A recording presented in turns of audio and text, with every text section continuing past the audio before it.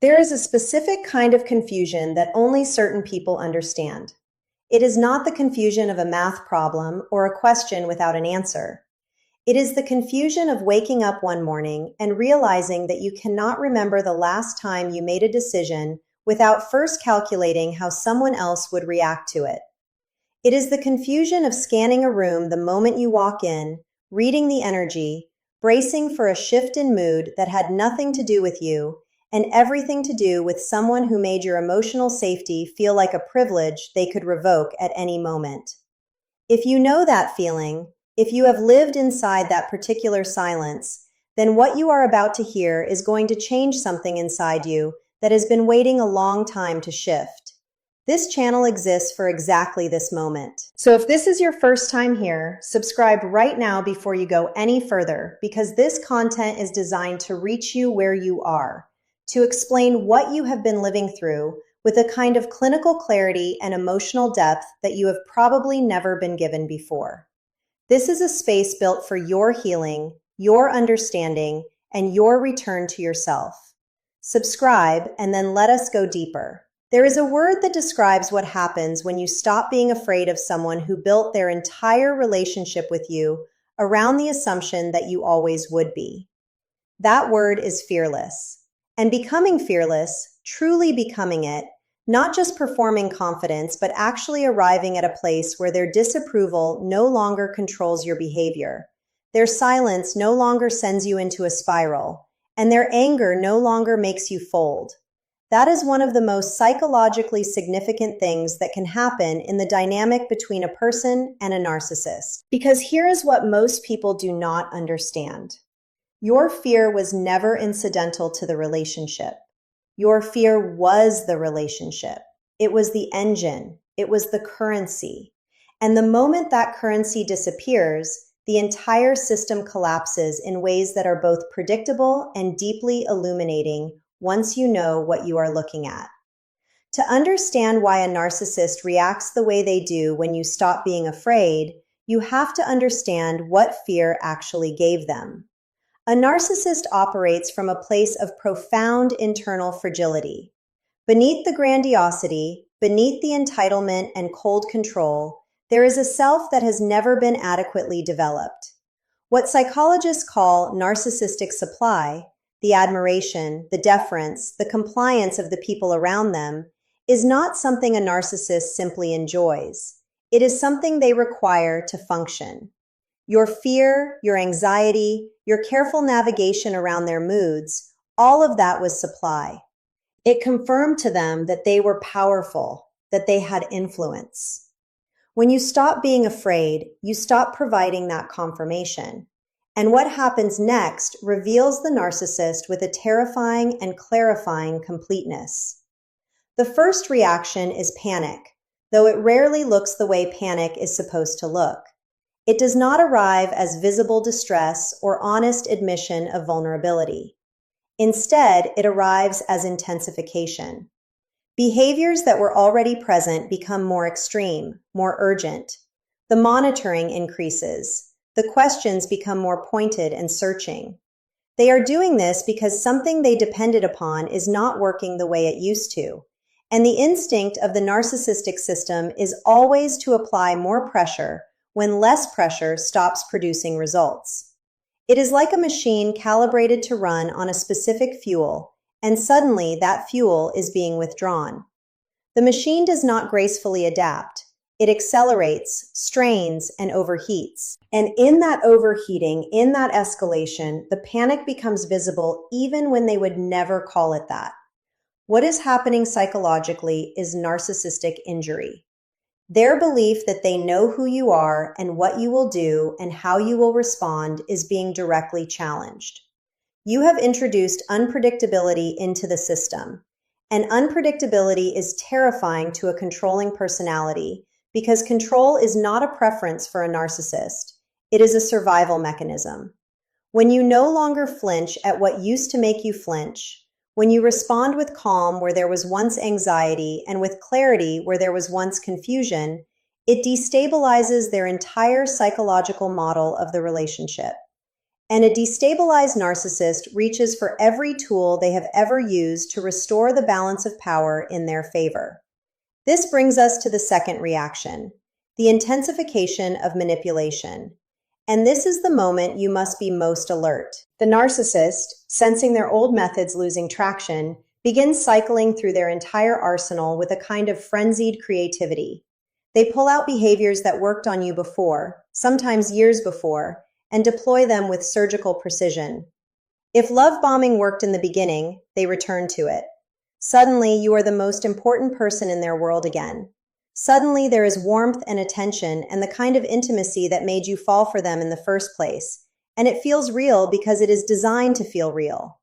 If gaslighting worked, they intensify it, rewriting history with even more confidence, making you question not just your memory of specific events, but your fundamental ability to perceive reality accurately. Alongside this, projection arrives with new ferocity, accusations turning every confrontation back on you, so you spend more energy defending yourself than observing them. They may also mobilize other people, those who have been consciously or unconsciously recruited into the narcissist narrative. These individuals begin appearing in your life, raising concerns, delivering messages, questioning your behavior, or reporting back on your state of mind. This is not accidental, it is strategic. A narcissist losing their direct line of control will attempt to reestablish influence through indirect channels, working the social environment around you, shaping how you appear to others, creating a version of you that is unstable or irrational, a version that justifies whatever they need to do next. And this is one of the most painful aspects of becoming fearless, because just as you are beginning to see yourself more clearly, the people around you may seem to see a very different version of you, one the narcissist has been carefully constructing in your absence. But understand something important. This escalation of manipulation is not a sign that you are losing. It is a sign that you are winning. The intensification of their tactics is directly proportional to the threat your fearlessness represents to their control. A narcissist who no longer felt threatened by you would not need to work this hard. The fact that they are working this hard tells you everything you need to know. And this depth of insight is exactly why this channel matters. If you have not subscribed yet, now is the moment. There is so much more to understand, and every video here is designed to give you the clarity, the language, and the psychological framework that turns confusion into power. Subscribe now. The third reaction, the shift into victimhood, is one of the most disorienting and the one most likely to work on a person who has genuine empathy. When direct control fails, when manipulation does not recapture compliance, the narcissist undergoes a transformation that can be genuinely bewildering. Suddenly, they are not the powerful, confident, sometimes intimidating person you have been navigating around. Suddenly, they are fragile, wounded, and devastated. Every boundary you have drawn, every moment of calm clarity you have maintained, every step you have taken toward your own freedom is recast as an act of cruelty against them. They speak about sacrifice. They reference your shared history in ways designed to trigger guilt. They may cry, and the tears may feel real because the distress beneath them is real, even if what they are distressed about is not what they say. They are not crying because they hurt you. They are crying because they are losing what they once had, which was the architecture of a relationship built on your compliance. They are grieving not the bond, but the control. Here is the psychological truth of this moment. Genuine remorse looks like change, like accountability, like accepting consequences without demanding that your healing happen on their timeline. What the narcissist offers in the victimhood phase is not remorse. It is a transaction. And recognizing that distinction, feeling it clearly in your body, is one of the cornerstones of becoming truly fearless. The fourth reaction arrives when panic, manipulation, and victimhood have all failed. It is anger, and not ordinary frustration. It is narcissistic rage, disproportionate, destabilizing, and often frightening in its intensity. This emerges from a specific place in the narcissistic psychology. When the arsenal of control tactics is exhausted, and none of them have worked, When the person they believed they understood completely continues behaving outside the role assigned to them, the fragile internal structure can no longer maintain composure. The grandiose mask, which requires constant external validation to stay in place, begins to crack. And what emerges from beneath that crack is not just anger. It is primal terror dressed in the costume of fury. The rage manifests in many forms. It can be explosive and visible, a sudden eruption designed to shock you back into compliance. It can be cold and calculated, a sustained campaign of punishment meant to prove that your fearlessness has a cost.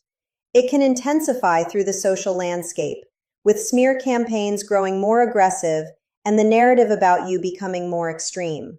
Or it can come as a punishing withdrawal of warmth and acknowledgement, designed to make you feel the weight of their disapproval and find it unbearable. But all of these expressions share the same root. The narcissist's sense of self depends on their sense of power, and their sense of power has always depended on your response to them. When your response changes fundamentally, something in them breaks in a way that their usual mechanisms cannot repair. The rage, as frightening as it can be, is not a sign of strength. It is a sign of collapse. It is what collapse looks like in a personality structure that was never allowed to develop the emotional tools that actual human beings use to process powerlessness. When you remain steady in the face of this rage, when you do not collapse back into the familiar shape of someone who is afraid, you are demonstrating that their most powerful weapon no longer works. And the moment a weapon fails, a fighter with no other weapons is finished. The fifth and final reaction is the withdrawal, which may eventually become the discard, and it contains a particular kind of pain that nobody warns you about. When everything else has failed, the narcissist begins to pull back their attention, their presence, their engagement.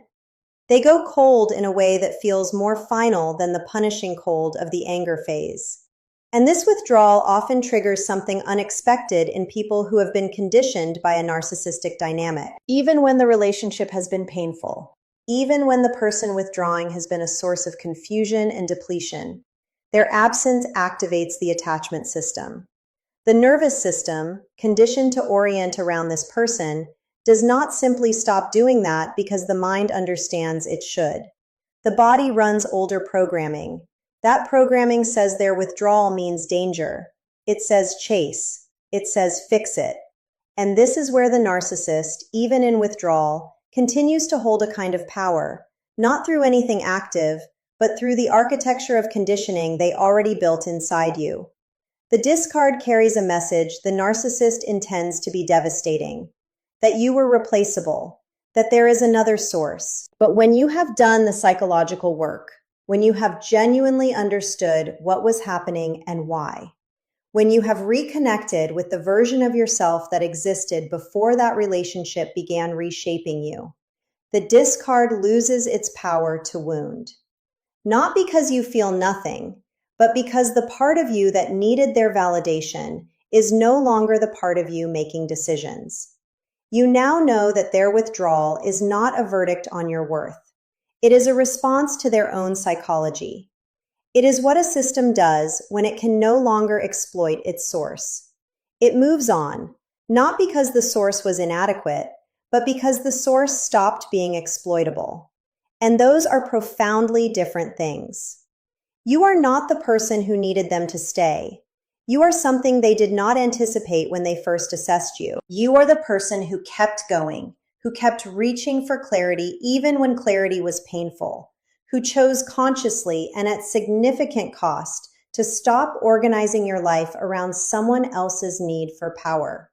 The 5 reactions you now understand, the panic, the manipulation escalation, the victimhood performance, the rage, and the withdrawal, are not signs of mysterious and unpredictable power. They are signs of a system in crisis, a system entirely dependent on your compliance and your willingness to doubt yourself. They are the 5 stages of a control structure losing the one thing it cannot function without, a person who is afraid. And you are no longer that person. If this content has reached something inside you, subscribe right now. Join the people who are choosing clarity over confusion, understanding over self-doubt, and freedom over the familiar cage of someone else's control. Every video on this channel is another step toward your own becoming, because fearlessness is not the absence of feeling. It is the presence of clarity. It is the steady, unshakable knowledge that your emotional life belongs to you, that your worth is not contingent on their approval, that their reactions to your freedom are information about them and not verdicts about you. It builds incrementally, in small choices and quiet moments and instances where you held your ground even when everything in your nervous system was screaming at you to fold. It builds in the mornings you woke up and chose to trust your own perception. In the conversations where you heard the gaslighting and named it to yourself instead of absorbing it. In every moment you chose your own experience over their version of it. The narcissist's reactions to your fearlessness are not the end of the story. They are the evidence that the story has changed, that you walked into a dynamic designed to diminish you and came out the other side knowing more about your own strength than you would have known any other way. And that strength, that quiet, persistent, unbreakable thing you found inside yourself, does not live in the relationship. It lives in you. It was there before they arrived, and it will be there long after they are gone, steady and whole and entirely.